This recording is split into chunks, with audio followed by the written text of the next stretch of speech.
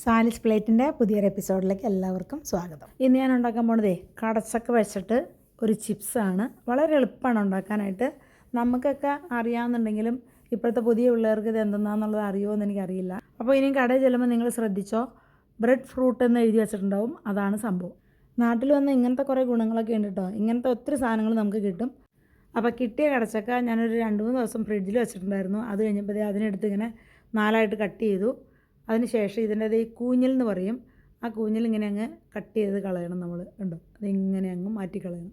അപ്പോൾ ഇതിൻ്റെ രൂപം ഇങ്ങനെ ഇരിക്കും. ഇനി നമുക്കിതിൻ്റെ പിൻവശത്തുള്ള ഈ സ്കിന്നൊന്ന് പീൽ ചെയ്ത് കളയണം. അത് കത്തി വെച്ചോ പീലർ വെച്ചോ ഒക്കെ ചെയ്യാം. ഇതിപ്പോൾ ഇതുപോലെ ആക്കിയെടുക്കാം. അതിനുശേഷം ഇതിന് നമുക്ക് നീളത്തിൽ ഞാനൊരു 3ആയിട്ട് കട്ട് ചെയ്യുന്നുണ്ട്, വിട്ടുപോകാത്ത പോലെ. കാരണം നമുക്ക് ഈ സ്ലൈസറിൽ വെച്ചിട്ട് അരിഞ്ഞെടുക്കുമ്പോൾ എല്ലാം ഒരേപോലത്തെ കഷ്ണങ്ങൾ കിട്ടും. പിന്നെ ഒരു ഗുണം എന്താണെന്ന് അറിയാമോ, ഫ്രിഡ്ജിൽ വെച്ചത് കൊണ്ട് ഇതുമ്മ പശ എന്ന് പറയുന്നത് വളരെ കുറവായിരുന്നു. ഇപ്പോൾ ദേ കണ്ടോ, ഞാൻ ആ സ്ലൈസ് ചെയ്തെടുത്തേക്കുന്നത് എല്ലാം ഒരുപോലെ ഇരിക്കുന്നത്, നല്ല തിന്നായിട്ടാണ് ഇരിക്കുന്നത്. അപ്പം നമുക്കിനി ഇതിനെ പതുക്കെ വറുത്ത് എടുക്കാൻ നോക്കാം. അതിനിടയ്ക്ക് ചെറിയൊരു ടിപ്പ് പറഞ്ഞുതരാം. നിങ്ങളുടെ കൈമ ഇതിൻ്റെ പശ പറ്റാണ്ടിരിക്കണമെന്നുണ്ടെങ്കിൽ സ്വല്പം വെളിച്ചെണ്ണയൊക്കെ പറ്റിയാൽ നല്ലതായിരിക്കും കേട്ടോ. ഇനി വറുക്കാൻ പോണതിന് മുമ്പേ ഇത് വറുത്ത് കോരാനായിട്ടുള്ള ഒരു ഓട്ടപാത്രം റെഡിയാക്കി വെക്കണം. അതിൻ്റെ അകത്തൊരു ടിഷ്യൂ കൂടി ഇടണം. പിന്നെ കോരി എടുക്കാനുള്ള ഒരു കയ്യിൽ വേണം. പിന്നെ ഒരു 1/4 ഗ്ലാസ് വെള്ളത്തിൻ്റെ അകത്ത് ഉപ്പും മഞ്ഞൾപ്പൊടിയും കൂടി ഇട്ട് ഇളക്കി വെക്കണം. ഉപ്പൊക്കെ പാകത്തിന് ചേർത്ത് കൊടുത്തോളണം. ഇനി നമുക്ക് വറുക്കാനായിട്ടൊരു ഫ്രൈ പാൻ വെച്ച് കൊടുക്കാം. അതിൻ്റെ അകത്തേക്ക് ഞാൻ വെളിച്ചെണ്ണയിലാണ് വറുത്തെടുക്കുന്നത്. വെളിച്ചെണ്ണ നല്ലപോലെ ചൂടായി കഴിഞ്ഞപ്പോൾ ഞാൻ ഒരു പീസ് ഇട്ട് നോക്കി. അപ്പോൾ വെളിച്ചെണ്ണ നല്ല പാകത്തിനായിട്ടുണ്ട്. അപ്പോൾ നമുക്ക് ബാക്കിയുള്ള സംഭവങ്ങൾ ഇട്ട് കൊടുക്കാം. ഇങ്ങനെ ആവശ്യത്തിന് ഇതിനകത്ത് ആ വെളിച്ചെണ്ണയിൽ കൊള്ളാൻ പാകത്തിനുള്ള സംഭവങ്ങൾ ഇട്ട് കൊടുക്കാം. മീഡിയം ടു ഹൈ ഫ്ലെയിമിലിട്ടിട്ടാണ് ഞാനിത് ചെയ്യണത്. ഇത് വളരെ തിന്നായതുകൊണ്ട് വേഗം നമുക്ക് വറുത്തെടുക്കാം കേട്ടോ.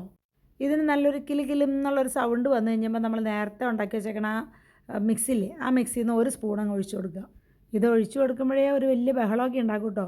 അപ്പോൾ മൂടി വെക്കേണ്ടവർക്ക് മൂടി വയ്ക്കാം, അല്ലാത്തവർക്ക് അങ്ങനെ തന്നെ ഇട്ടിട്ടെങ്കിലും ചെയ്യാം. അത് സൂക്ഷിച്ച് നിൽക്കണം. നമ്മുടെ ഉപ്പും മഞ്ഞൾപ്പൊടിയൊക്കെ അതിലേക്ക് അങ്ങ് പിടിച്ച് കഴിഞ്ഞപ്പോൾ നമുക്ക് ഇതിനെ പെട്ടെന്ന് അങ്ങ് കോരിയെടുക്കാം. ഇങ്ങനെ ഒന്ന് കോരി അടുത്ത ട്രിപ്പ് ഇട്ട് കൊടുക്കുക. അങ്ങനെ നമ്മുടെ കയ്യിലുള്ള കംപ്ലീറ്റ് കടച്ചക്കയും വറുത്തെടുക്കുക.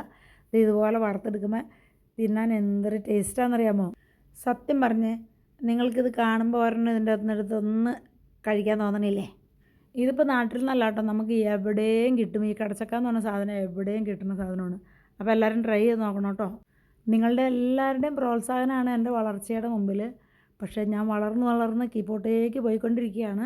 സമയമൊക്കെ കിട്ടുമ്പോൾ പറ്റാവുന്നവരൊക്കെ ഉണ്ടാക്കി നിങ്ങളുടെ പിള്ളേർക്കും ബാക്കിയുള്ളവർക്കൊക്കെ ഒന്ന് കൊടുത്തു നോക്ക്. ഒരു സന്തോഷമല്ലേ? അപ്പോൾ അടുത്ത നല്ലൊരു വീഡിയോ ആയിട്ട് കാണുന്നതുവരേക്കും എല്ലാവർക്കും ബൈ ഫ്രം സാലിസ് പ്ലേറ്റ്.